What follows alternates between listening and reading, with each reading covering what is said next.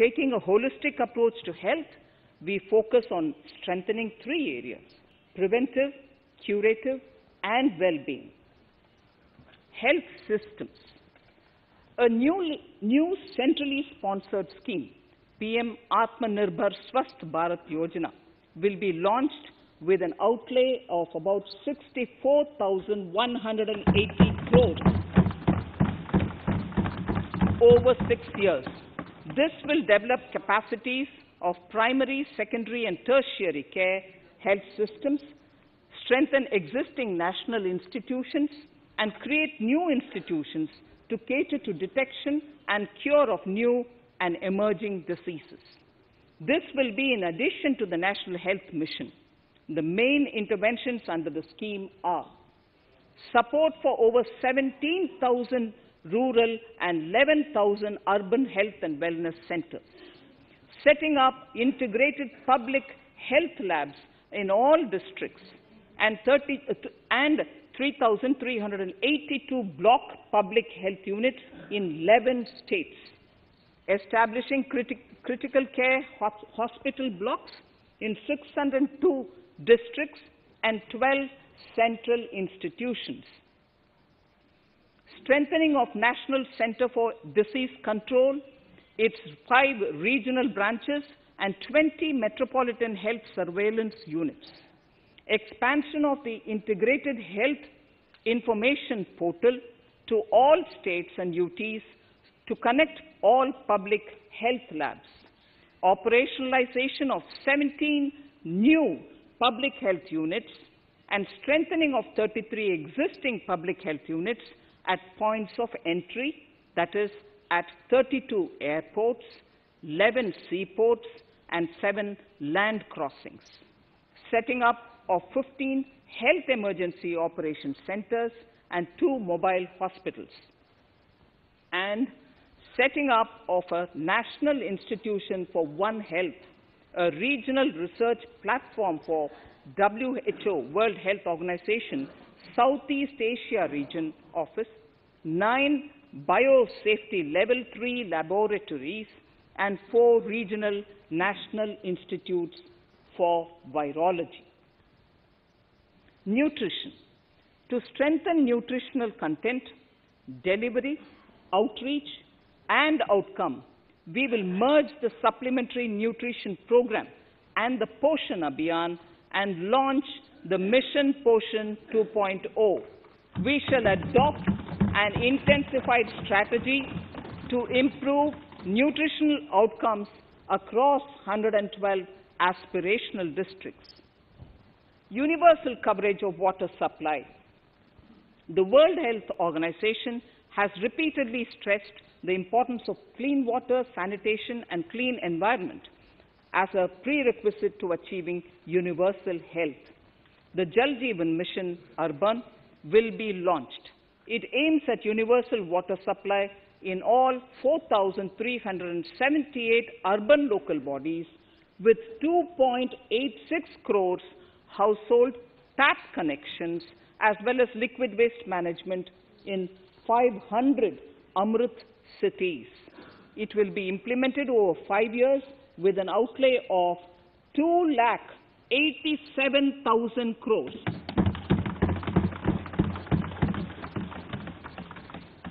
Swachh Bharat and Swasth Bharat.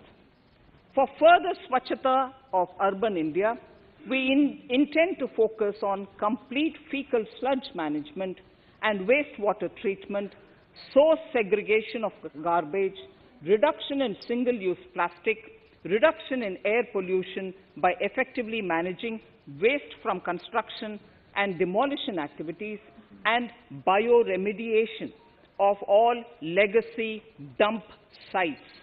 The Urban Swachh Bharat Mission 2.0 will be implemented with a total financial allocation of 1,41,678 crores over a period of 5 years from 2021. Clean air. To tackle the burgeoning problem of air pollution, I propose to provide an amount of 2,217 crores of rupees for 42 urban centers with a million-plus population in this budget. Scrapping policy. We are separately announcing, Honorable Speaker, a voluntary vehicle scrapping policy to phase out old and unfit vehicles. This will help in encouraging fuel-efficient, environment-friendly vehicles, thereby reducing vehicular pollution and oil import bills. Vehicles would undergo fitness tests in automated fitness centers after 20 years in case of personal vehicles and after 15 years in case of commercial vehicles. Details of the scheme will be separately shared by the ministry. Vaccines. The pneumococcal vaccine, a made-in-India product, is presently limited to only 5 states. It will be rolled out across the country. This will avert more than 50,000 child deaths annually. Honorable Speaker, I have provided 35,000 crores of rupees for COVID-19 vaccine in this year 21-22. I am committed to provide further funds if required. So the budget outlay for health and well-being is 2,23,846 crores in this BE 21-22 as against the BE of only 94,452 crores, and it marks an increase of 137%. The details of the same are at Annexure 1 of the speech. Honorable Speaker, I now move to the second pillar, physical and financial capital and infrastructure. Atmanirbhar Bharat, production-linked incentive schemes are things which I would like to place an emphasis. For a $5 trillion economy, our manufacturing sector has to grow in double digits on a sustained basis. Our manufacturing companies need to become an integral part of global supply chains, possess core competence and cutting-edge technology. To achieve all of the above, PLI schemes to create manufacturing global champions for an Atmanirbhar Bharat have been announced for 13 sectors. For this, the government has committed nearly 1.97 lakh crores over 5 years starting this financial year. This initiative will help bring scale and size in key sectors, create and nurture global champions, and provide jobs to our youth. Textiles. To enable the textile industry to become globally competitive, attract large investments, and boost employment generation, a scheme of Mega Investment Textiles Park will be launched in addition to the PLI schemes. This will create world-class infrastructure with plug-and-play facilities to create global champions in exports. 7 textile parks will be established over 3 years. Infrastructure. The National Infrastructure Pipeline, which I announced in December 2019, is the first of its kind. Whole of government exercise ever undertaken by Government of India. The NIP was launched with 6,835 projects. The project pipeline has now expanded to 7,400 projects. Around 217 projects worth rupees 1.10 lakh crores under some key infrastructure ministries have been completed. The NIP is a specific target which this government is committed to achieving over the coming years. It will require a major increase in funding from both the government and the financial sector. In this budget, I propose to take concrete steps to do this in 3 ways.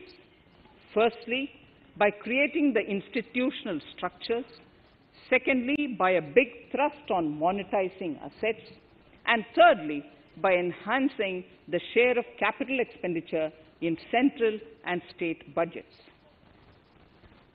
Infrastructure needs long-term debt financing. A professionally managed development financial institution is necessary to act as a provider, enabler, and catalyst for infrastructure financing. Accordingly, I shall introduce a bill to set up a development financial institution.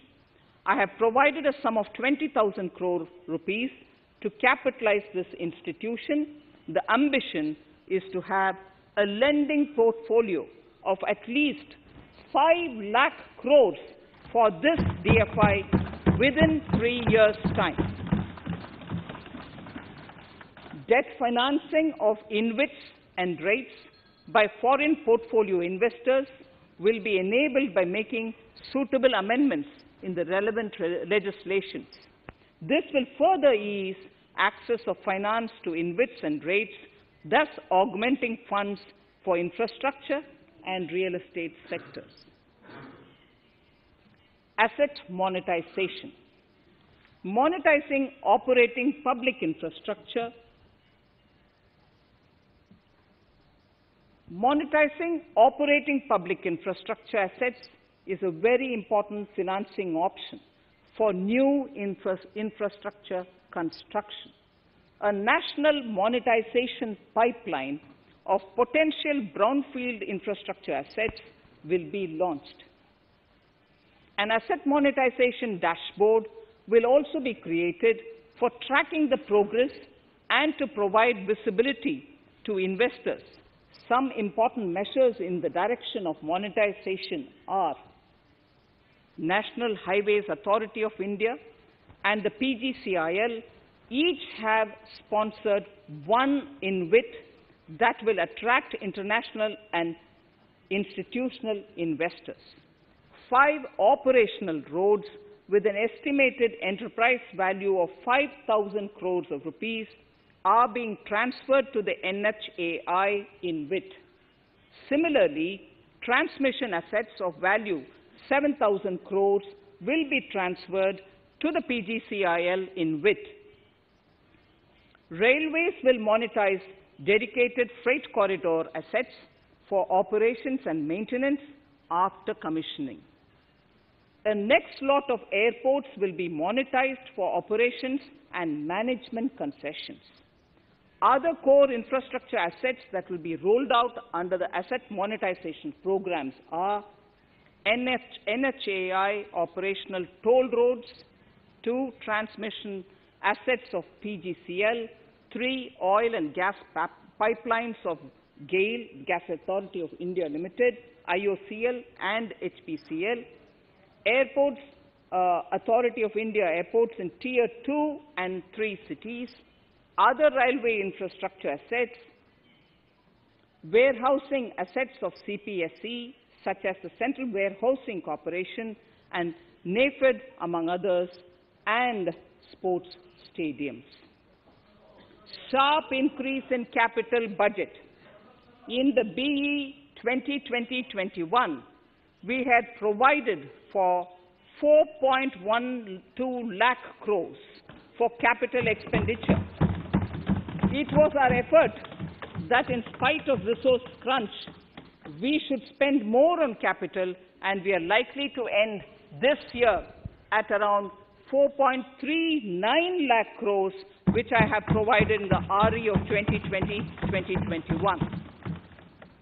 For 21-22, I propose a sharp increase in capital expenditure and thus have provided 5.54 lakh crores, which is 34.5% more than the BE of 2020-2021.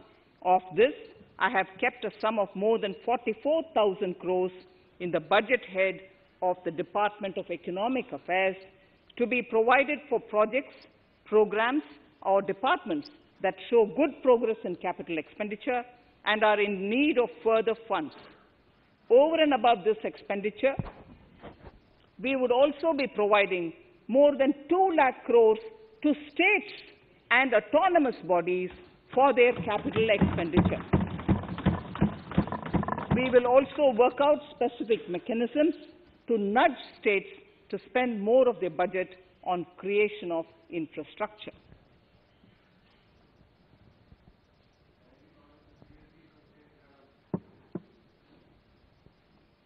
Roads and highways infrastructure. More than 13,000 kilometer length of roads at a cost of 3.3 lakh crores has already been awarded under the 5.35 lakh crores Bharatmala Pariyojana project, of which 3,800 kilometers have been constructed. By March 2022, we would be awarding another 8,500 kilometers and complete an additional 11,000 kilometers of national highway corridors. To further augment road infrastructure, more economic corridors are also being planned. Some are 3,500 kilometers of national highway works in the state of Tamil Nadu at an investment of 1.03 lakh crores. These include Madurai-Kollam corridor, Chittoor-Tachur corridor, and construction will start next year. Second, 1,100 kilometers of national highway works in the state of Kerala at an investment of 65,000 crores, including 600 kilometer section of Mumbai-Kanyakumari corridor in Kerala. Third, 675 kilometers of highway works in the state of West Bengal at a cost of 25,000 crores, including upgradation of existing road Kolkata-Siliguri.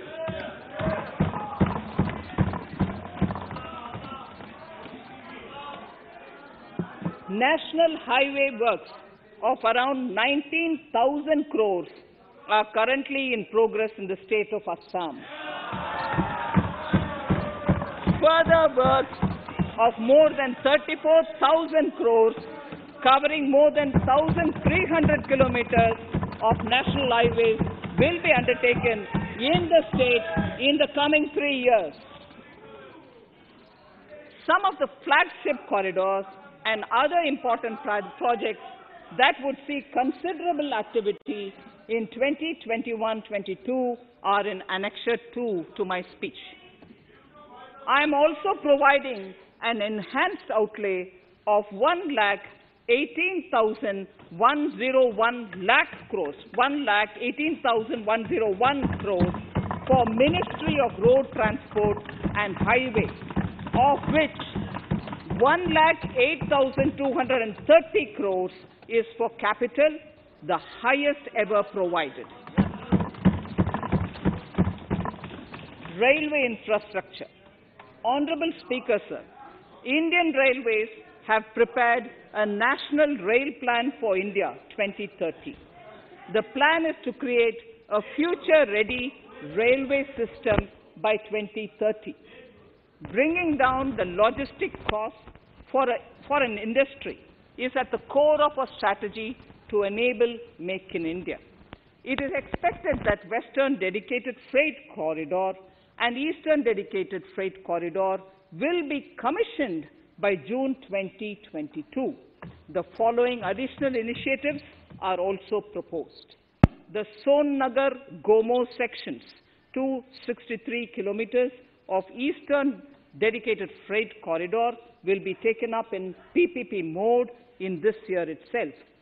Gomo-Dankuni section of 274.3 kilometers will be also taken up shortly in short succession. We will undertake future dedicated freight corridor projects, namely East Coast Corridor from Kharagpur to Vijayawada, East-West Corridor from Bhusawal to Kharagpur to Dankuni, and North-South Corridor from Itarsi to Vijayawada. Detailed project reports will be undertaken in the first phase. Broad gauge route kilometers, RKM as they refer to, electrified is expected to reach 46,000 kilometers, 46,000 RKM. That is 72% by end of 2021 from 41,548 RKMs on 1st October 2020. 100% electrification of broad gauge routes will be completed by December 2023. For passenger convenience and safety, the following measures are being proposed. We will introduce the aesthetically designed Vista Dome LHB coach on tourist routes to give better travel experience to passengers. The safety measures undertaken in the past few years have borne results. To further strengthen this effort, high-density network and highly utilized network routes of Indian Railways will be provided with an indigenously developed automatic train protection system that eliminates train collision due to human error. I am providing a record sum of 1,10,055 crores for railways, of which 1,07,100 crores is for capital expenditure only. Urban infrastructure. We will work towards raising the share of public transport in urban areas through expansion of metro rail networks and augmentation of city bus services. A new scheme will be launched at a cost of 18,000 crores to support augmentation of public bus transport services. The scheme will facilitate deployment of innovative PPP models to enable private sector players to finance, to acquire, to operate, and to maintain over 20,000 buses. The scheme will boost the automobile sector, provide fillip to economic growth,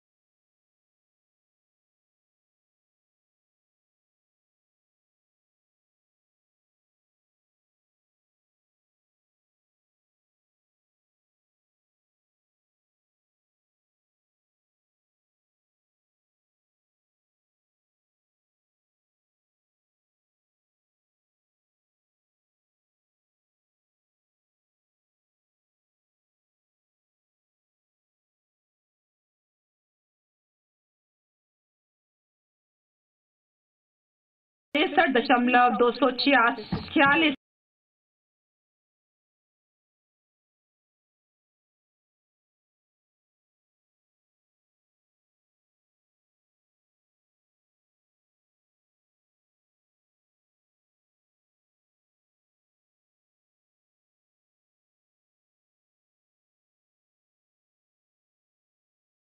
crore रुपए होगी। Bengaluru metro railway project phase 2A और 2B जिसकी लंबाई 58.19 kilometre और लागत 14,788 करोड़ रुपए होगी।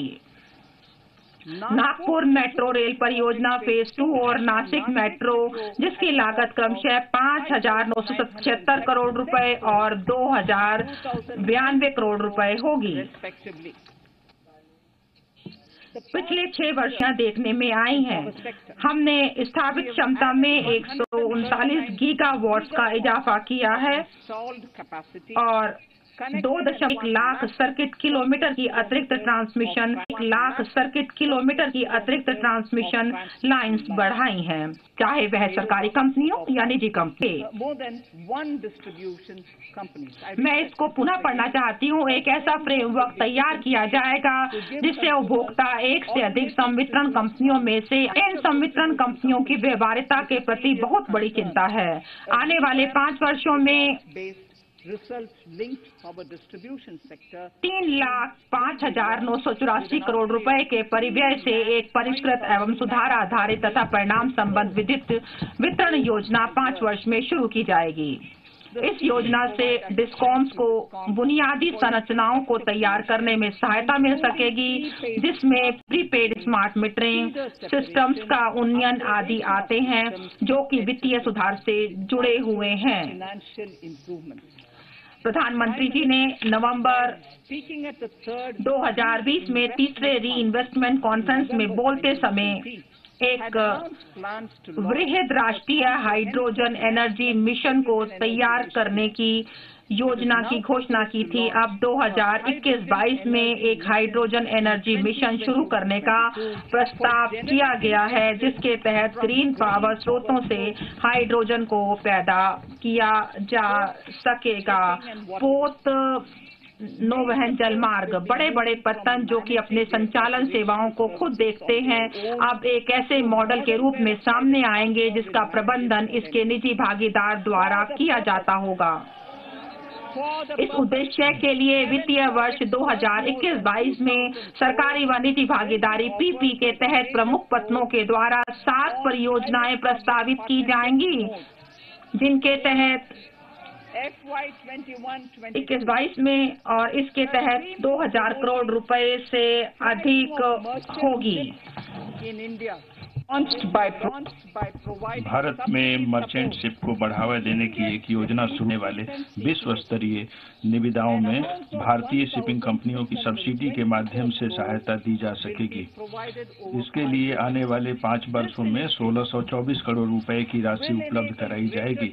इस प्रकार के प्रयास से ग्लोबल शिपिंग में भारतीय कंपनियों की हिस्सेदारी के बढ़ने के अलावा इंडियन सीफेयररों के लिए प्रशिक्षण और रोजगार के बेहतर अवसर सुलभ हो सकेंगे। भारत ने एक रिसाइकलिंग ऑफ शिप एक्ट 2019 अधिनियमित किया है और हांगकांग इंटरनेशनल कन्वेंशन तक अपनी पहुंच कायम की है। गुजरात के अलंग में स्थित लगभग 90 सी रिसाइकलिंग यार्ड्स को पहले ही HKC अनुपालन 2 गुना कर दिया जाएगा।